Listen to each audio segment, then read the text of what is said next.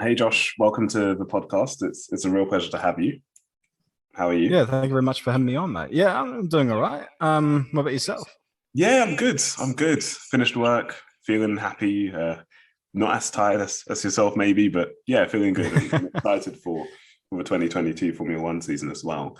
Um, Everyone, just to give you a bit of context, Josh is a infamous YouTuber. I mean, I think you were one of the first people I came across when I first got into podcasting. And I saw that you had a great way of sort of narrating stories and trying to bring users into that. So I thought that was quite cool. Without blowing Hmm. too much smoke up your trumpet, but That's all good. but I don't know if there's anything that you want to say and sort of introduce yourself to my listeners.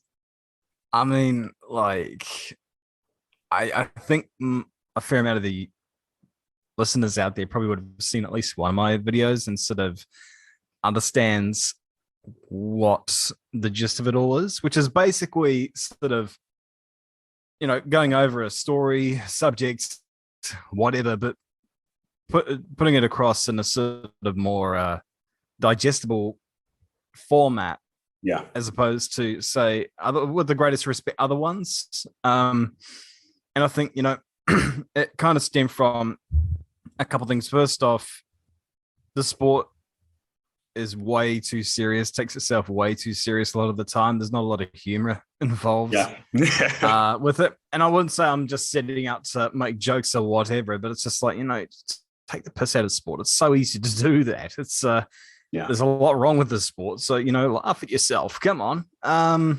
And yeah, the other thing was that it was like everyone talks about sort of the in things with modern Formula One. I do talk about that stuff, of course, but yeah, there's a lot of other things that people don't talk about, stuff that it's like, why is no one, not even professional companies, made films on this stuff? mm, There's material there. Whether it like 2018 was when I made the first Andrea Motor video, and it was all because no one made anything on them, like yeah, literally nothing at all. I was like, well, why don't I?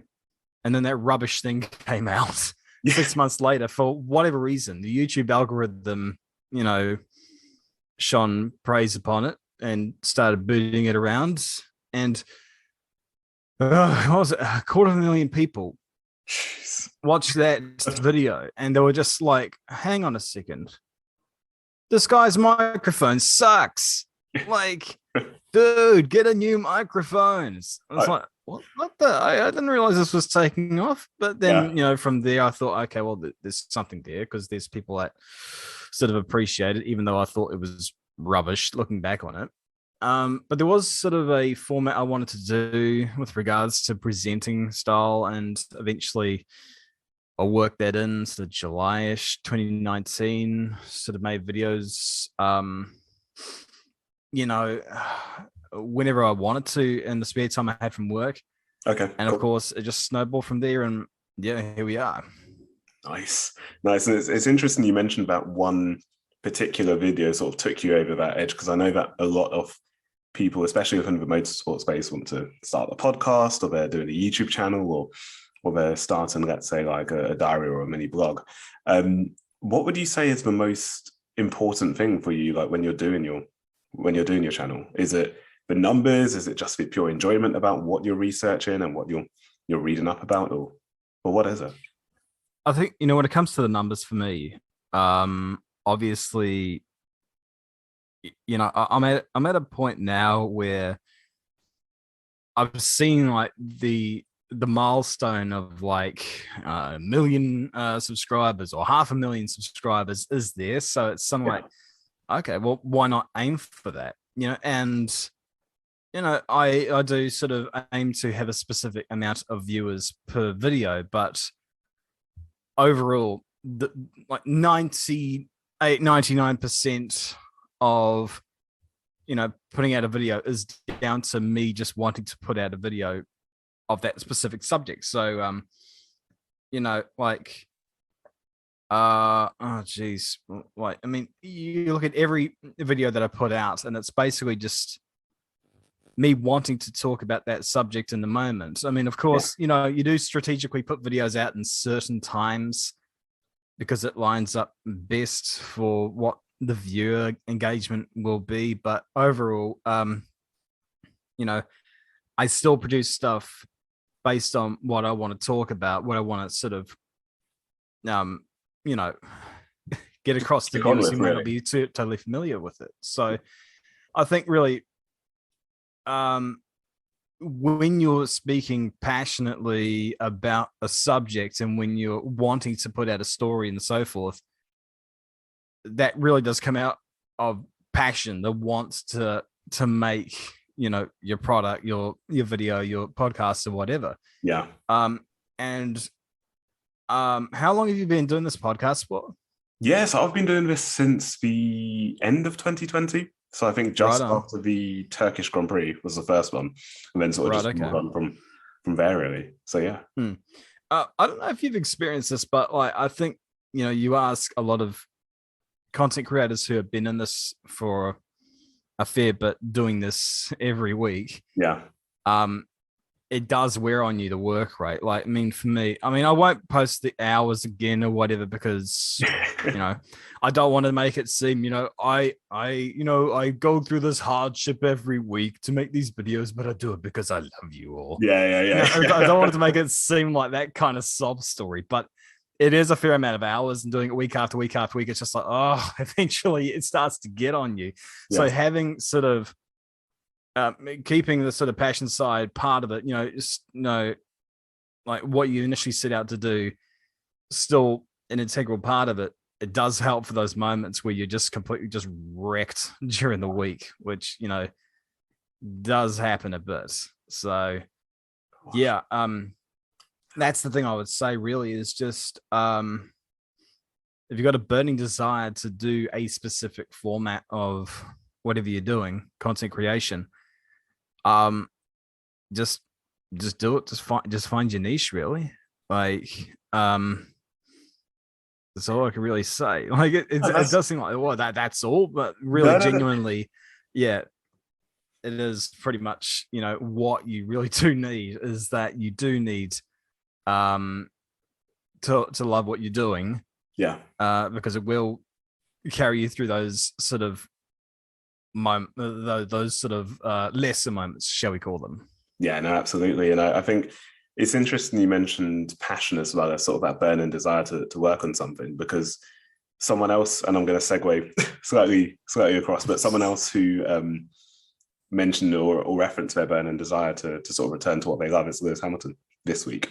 Now, I'm not going to get into the topic of was Lewis robbed or whatnot. That's already been covered by myself. But do you see this year being a confirmation year for someone like Lewis coming back into Formula One, or do you feel that he's slightly, and I'm going to get flamed by Team LH on this, do you feel like it's time for the new guard to sort of step up, like Charles Leclerc, George Russell, Lando, Alex Albon even, and of course Max Verstappen, and sort of take that throne away from Lewis?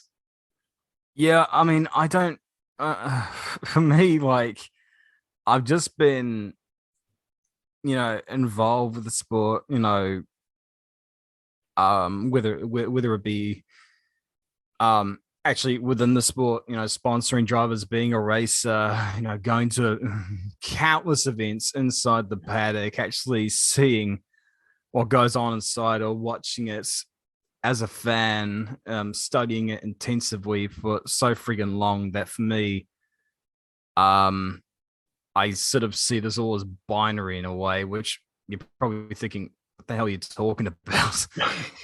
There's just, for me, everything's sort of just, it just comes fluidly. So like, I remember like the last sort of 3 or 4 years or whatever, when I started doing like predictions on the channel. Yes. Like I'll be saying, well, I reckon this is going to happen and that's going to happen and so forth. And a lot of it worked out except for Lance Stroll winning, which, you know, is the greatest shame of the century. Still to come. Still to come. But, you know, it was a very weird sort of last few years. You know, we had Lewis just absolutely ripped the record books to shreds, and he's and I mean, spoiler alert, I know, but in a video I do name him the best driver of the decade, and I say, his accolades are one thing. I don't really even consider that too much with how I place him. You just look at how he drives, how he races, how he, the makeup of every single bit of what goes into a race weekend, a race, qualifying, whatever. He can find every little inch in a qualifying lap. He can find a way to win a race. He will be able to outrace the opponents, and people will say, oh, he'll sway the media or whatever. It's just like, well, that's gamesmanship. Every great sportsman does that. That's fair game.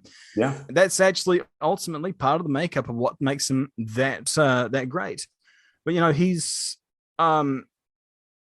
he's been at since 2014 when he joined Mercedes. Yeah, and we went on that run from 2014 to 2020, and that was a very unusually long stretch of time for one team to be dominating. Yeah. Eventually, there would come a time where there would be a new king or whatever. But I think there are a select few drivers out in that grid that can match Lewis, and that's not taking anything away from Lewis at all. Mm-hmm. But the quality of that grid right now is pretty damn good, and it just takes the right car for someone to challenge him, such as Max last year. And obviously this year, you've got what? You're looking at Ferrari potentially having the car for 2022. Yeah. So like it all obviously comes down to form of the team. Like Mercedes obviously knows how to make a car. They know how to sort of make a championship winning formula. And I mean, that's all very well and good. But of course now he's going to have George coming in, and people will flame me for this when I say there'll be friction there. But I'm sorry to Valtteri. Valtteri's very fast over one lap, but in the race he has the racecraft of a body floating in the river. And harsh, but it is very harsh. But I become infuriated when I watch him race. It's like, dude, come on. Like, I mean, this isn't even me being mad about him not matching Lewis. That's not that at all. It's just, defend, pass. You remember what that is? Russia 2021. Should we even go there? Like, I mean, like, there's just like there are just moments where I just watch him and it's like, yikes, dude. And with George will come in with a point to prove. Obviously, whether he'll match Lewis or not, that's an unknown completely. It's just total guessing there. But I don't think he'd be as tame as Valtteri. And in there, it's just like, okay, well, what's going to happen there? And in that squabble at Mercedes, immediately it's like, okay, well, it's not brilliant if you've got other teams that are going to enter the fray. So I may have strayed a bit too far from the original question, but it is a complex issue, of course, because there's so many elements that go into it. Yeah. I think I don't know. My mind keeps bouncing back to last year, and I mean the whole time I don't know why, but the whole time I kept on thinking was that this would be Lewis's last attempt at a title for some reason. I don't know why. But if that is the case, yikes, that's a depressing thought. But it's I mean, I do think that the new rigs are going to sort of open the gateway a little bit, for new guys to come in, and that Merc domination thing that we saw might be coming to an end. Who knows? Things I say age very badly. I mean, apart from the Lance Stroll thing, you've been correct on quite a few things. So I'm not gonna pick you apart too much, but I do think Lewis has the ability to hopefully win a race this year, and as well as definitely the stuff that Mercedes have done. I think I saw a rumor today through Motorsport Italy or something like that Mercedes apparently are bringing a completely different car to Bahrain, which is expected given the fact that every team's sort of trying to hide their colours at the moment. For the record, everyone who listens, if you didn't hear it last year, I am a Ferrari fan since 2004. Don't blame me, but Lewis is my favourite driver, hence why I devote so much time to that topic. But I think, like you mentioned, George is going to bring the heat. He's not going to be as amiable as Valtteri. He's definitely not necessarily going to always play that team game that Max was able to rely on with Checo. And I think whoever comes out on top in the first couple of races can rely on Ferrari. In terms of surprises, though, do you feel like there could be a surprise package on the grid, similar to like what we had with the blown diffuser days, or even with Brawn in 2009? Yeah, it's difficult to say at this moment because, you know, we're speaking on the second day of preseason testing. True. And Ferrari are coming out and saying, oh, we're nowhere near full performance. It's like, all right, well, you're about a second faster than everyone else. So, like, what's everyone else doing? Like, you can't guess what anyone's doing at the moment. The only thing that's certain is that Ferrari have got a really good car and Alfa Romeo are drowning, which is kind of what a lot of people were expecting. When it comes to surprise packages, again, it's hard to gauge at the moment because there's so much sandbagging going along. True. Half the teams are saying that this car is going to be completely different come Bahrain. Yeah. A few of those drivers are adjusting to new surroundings and so forth. And of course, as we know from preseason testing, what was it? 2019, 2020? Which one was it where Bad Santa had a snake oil company at Haas? That was Bad Santa. I love it. That was 2019. 2019, yeah. And like second day of testing, they were second fastest ahead of Red Bull. Yeah, second quickest. And what happened after that? So like, where did they come? Did they come last that year? I believe. You were pretty down the order.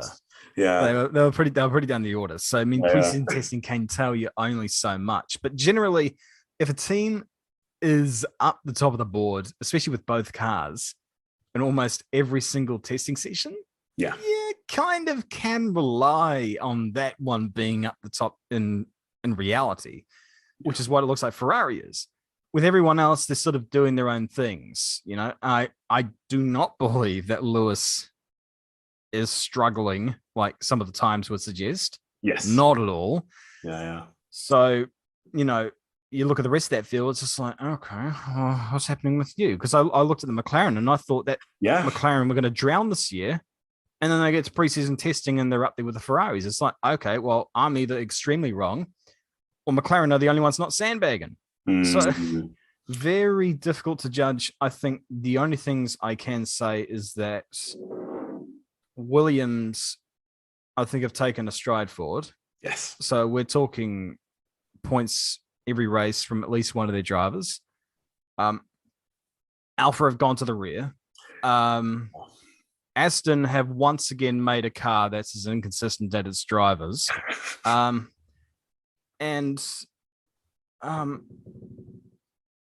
Yeah, I mean, the Red Bulls come out, and again, I don't know about that thing. There's a lot of unknown. There's a lot of unknowns, and then Red Bulls say, "Oh, we got a totally new car coming up in Bahrain as well." So, you know, honestly, I say for a couple of teams, I really don't know where a lot of this grid is, and that's what you want, really. You know, you want an element of the unknown going into the new season.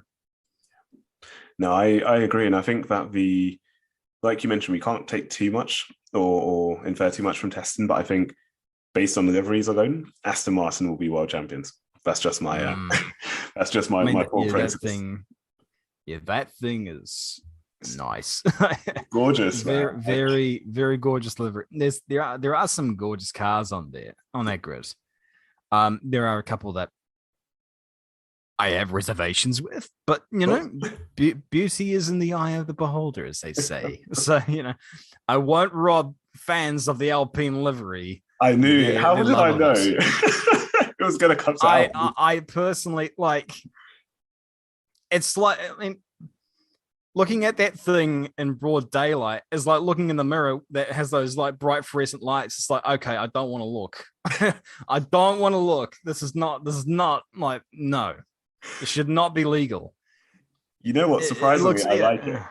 I like it. I mean, in renders, it looks good. And then you see the broad daylight photos. It's like, oh, well, okay. I was going to reference something there. I won't. Yeah, because it's a PG podcast. That would get me cancelled right now. And it's just like, can I have at least a couple more good months of YouTube before I get cancelled, please? Like, you need the AdSense. I need the AdSense. I need the AdSense. A lot of mouths to feed. Yes. But I mean, I'm just thinking around. And I'm slightly pivoting because I know that time is almost against us, but just pivoting from Formula One itself. I know you don't just cover Formula One, you've also looked at things like sports cars as well as touring cars. Do you have a preference to the type of racing you prefer? Because for myself, I'm an endurance fan. It's first and foremost, and to see Eduardo Freitas come in, I'm happy for him. Not going to touch on that. But what about you? Do you have a preference towards any other racing categories? I mean, Formula One is, that's sort of the main one because I've sort of lived and breathed it, especially in the last few years. But I do watch a variety of different things now. Like, I mean, growing up where I am, V8 supercars is the king, Okay, cool. And because everyone here is poor, that's the only one. That's the only racing we can do. Like the really, really, really, really, really rich racing kids in this country can probably afford a test day, maybe. In a V8 supercar. Wow. But that's what we watch because it's ingrained in our history for how many years. So that's obviously one big part of it. IndyCar is great at the moment. MotoGP is slamming as well. Always. And where I got time free and if we've got coverage, NASCAR, WEC, endurance, like sort of anything that comes onto the plate, really. I'll check into it. But also the junior series is something I also get into because I want to see the new crop of drivers coming through. Yeah. It's exciting watching, the next Lewis, the next Max, the next whoever, Yeah. And you can say when they reach Formula One, it's I saw this guy when he was still in karts and he didn't have a Wikipedia page. Yes. My opinion means something. But yeah, it's, like there's a lot of racing out there to watch, to digest. And I mean, yeah, just basically anything I can get my hands on, really. Nice. And I know you touched on how MotoGP is sort of kicking off. I'm a biker myself. I love it. Do you have a prediction for? Actually, I don't know if you're going to do a video on this, so I don't want to sort of preempt. I mean, like, to be honest with you, I'm not that well versed in motorcycle racing, to be honest with you. And actually, I do not want to sort of. I don't want to make a video on it simply because I just don't know enough about it. Admittedly, like I could tell you that I think that that Rossi is a god and that Marc Marquez can ride anything. Yeah, like basically, and that Jack Miller is the most famous tradie in Australia, which is saying a lot. But otherwise, I don't know that much, so I definitely wouldn't do a video on it. But, I've started watching it proper last year. And it's just like, okay, screw Formula One. This is racing. Like, it's proper racing with clean overtakes most of the time. I'm not going to name a few riders. Yeah, I think I know who you're talking about. Yeah, you know who I'm talking about. I'm a Jack Miller fan, in case you can't tell. So I'll leave it at that. One thing that I think is, I will go off topic. So I'm trying not to get demonetized either. One thing that I thought was quite interesting with MotoGP in particular is the set of Austria races. So we had the sort of, dare I say, Hungary moment where rain took over, the field got shaken up, and all of a sudden you've got people like Brad Binder on a KTM, which isn't necessarily the quickest, winning a race, and coming up on the podium. Do you think that type of scenario could come up in Formula One again this year, where we had like Ocon in Hungary and we had Alonso on the podium in Qatar? Or do you think it's more of a whoever nails the regs in 22 is just going to blitz the field, whether Ferrari? There'll always be moments like that. It's moments like that aren't down to regulations. It's down to blind luck. There are certain race scenarios where you look at the result and it's just like, that's not possible under normal circumstance. I don't care who you put in those cars. You could put Max Verstappen and Lewis in Alpines, both of them, and in normal circumstances, they're not getting podiums. Forget that.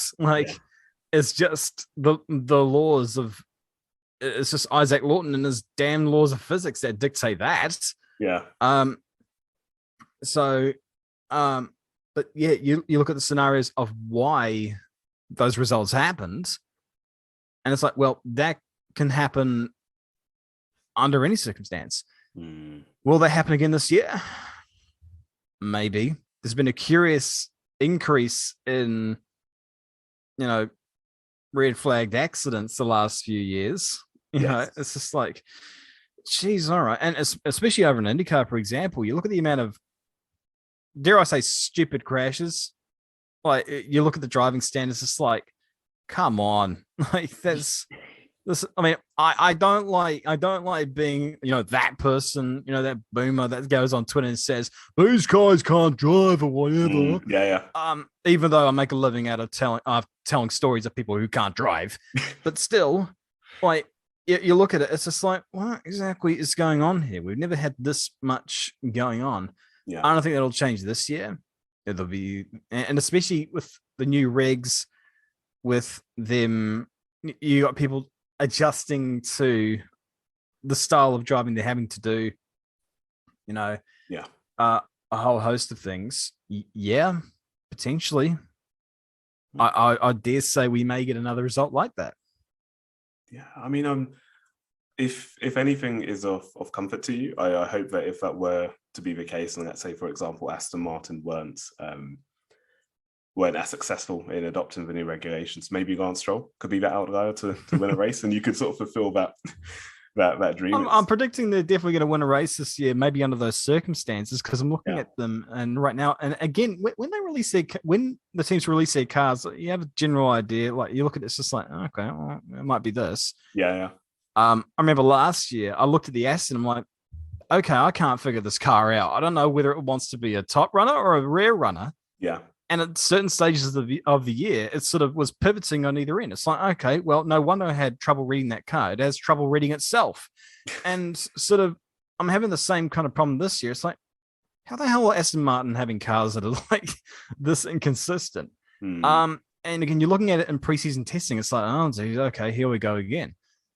However, again, because again, there's so many different things on these cars. They differ a hell of a lot more than what the previous regs did.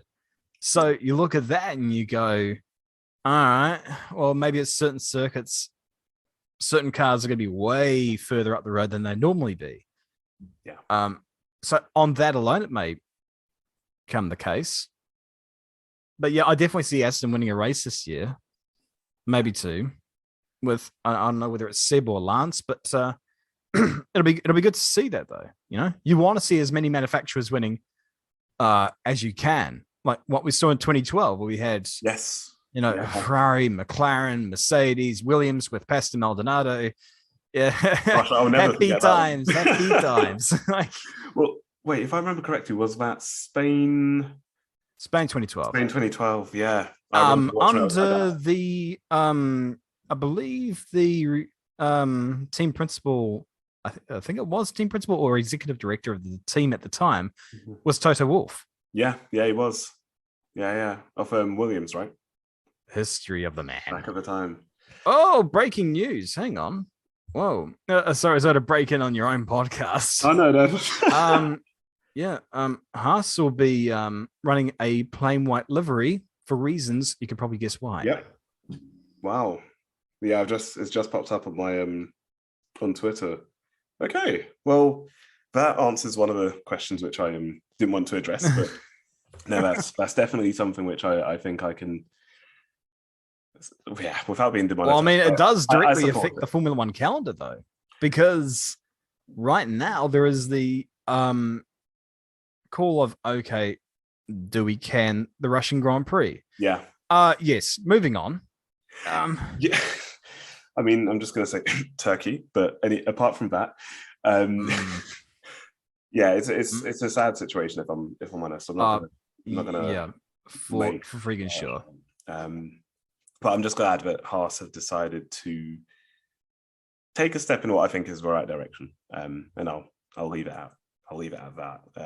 So anyone who is affected by that directly or even indirectly, yeah, our thoughts and prayers are with you. We're not pissing about when it comes to that. Just to sort of wrap up, Josh, I'm wondering when it comes to, I don't want to say favorite livery because I've done that one and it's overdone by different people. But would you say that you have a favorite either engineer or person in the paddock within Formula One? It could be past, it could be present, or someone that's just breaking through. But do you have a favorite character, so to speak? Favorite character of past or present? Oh, geez, you'd put that sort of with there's a few. Niki Lauda, for example. Kimi Raikkonen. Everyone loves Kimi. Everyone loves Kimi for the obvious reasons. James Hunt, because of I mean, especially in his commentary days, it's just the most hilarious thing looking at some of the stories. Yeah, there's quite a few for sure. But yeah, it is hard to say because, like, again, ever since I've done this channel, like, I come in contact with a few people in the paddock. Okay, and it's just like, okay, you're not quite what I thought you were, in a couple different aspects. Like I remember growing up as a child, there were these two racing drivers that were my heroes. Yeah. And then I met them. I'm like, okay, now I know why they say never meet your heroes. Yeah. Why did I do this? But then, like there were some others that you thought, oh, they're real asshats. I really despise them. And then you meet them and they're lovely, lovely people in real life. So it is that sort of like, okay, well, meet them before you judge them or something like that. But yeah, those three, I would say, when it comes to favorite personalities within the Formula One paddock, at least, yeah, those three, I would say would probably be the ones. Cool. No, that's definitely interesting. I think actually, sorry, if I can add one more. Yeah, go for it. Not inside the Formula One paddock, this one, but Michelle Mouton as well, because I mean she's one of my top 5 favorite drivers of all time in terms of rallying, just total badass. Yeah, and especially doing it in the Group B era as well. Like, yeah, all the passions coming out of the racing. I mean, I just love this crap. I mean, I can go on for ages and ages, and that's ultimately what fuels the channel, So, it keeps you going. I think from my end, and this is going to be an interesting one. I think it's Susie Wolff. I'd say mainly because of her ability to be a racer, because I think a lot of people sort of forget that and they just look at, she's Toto's wife, or she runs the Formula E team or Venturi, I think they're called now. But her ability to, one, get into that situation, and two, actually be sort of Formula One ready, where at a time when it wasn't necessarily common for ladies to be in the Formula One seat. I thought that was impressive. And I also thought, I mean, she's self-made, I mean that in the sort of like regular racing driver way, Of course she's married to Toto, but that really did not have a whole lot to sort of play in her racing career. For the most part, she was Susie Stoddart. Yeah. So, but I mean, at the same time, it's kind of stupid for people to make the arguments of, oh, she only got this because, she's so-and-so's wife. It's like, well, guess what? Motorsport's got a hell of a lot of, oh, they only got this because they know someone. That's what connections are. Yeah. That's how you get sponsors. that's what motor racing is. Like, so yeah, even with all that, yeah, she did get there. She did have a run of success in other formula, you know. So yeah, I mean, definitely, I could see that for sure. Yeah, I mean, I'd love to interview her and just find out a bit more about how she sort of works on a day-to-day basis, as well as that. But the other person I'd say would be Johnny Herbert. You know, for me, he was a driver that was, dare I say, underrated. Like, yes. Well, I mean, Lord knows if Gregor Wojtek didn't decide to be an ass and Brands Hatch, and bloody will almost kill him. Yeah. And I mean, he still made it to Formula One, and he still won 3 Grand Prix. You know, even with what happened. So definitely underrated. I think, you know, a certain portion of the audience don't like him for certain reasons. Yeah. But you know, I mean, take away what you may think of pundits here for a second and just focus on what they were as drivers. I mean, what he did was, you know, incredible. And yeah, he definitely is underrated. Yeah. I'd love to sort of tap into his mindset to understand, one, how he overcame adversity, but also seeing how he utilized that in order to push through and sort of become the success that he was. And it still is, to be fair. But I mean, from me, I'm really thankful to have had you on the show, man. It's been a real pleasure. And I know that you got up super early and stayed up for this. I cannot thank you enough. Are there any places in particular, aside from your YouTube channel at Josh Revell, where you'd want my audience to follow you and to give you an additional lesson? Just Twitter. Even though right now I'm sort of not really engaging in Twitter too much because it's a mess. But yeah, I mean, yeah, I'm on there. Instagram as well, but you know, I hardly use that. Facebook, I never use that, so don't go there. That's how you sure? Yeah, so yeah, Twitter and Insta are the other ones to go to. Awesome. Well, thank you so much for taking the time to come on the show. Everyone, as Josh mentioned, if you want to give him a subscription on YouTube, gosh, that sounds so formal. Go and subscribe. Please do that. Please do that. Go subscribe.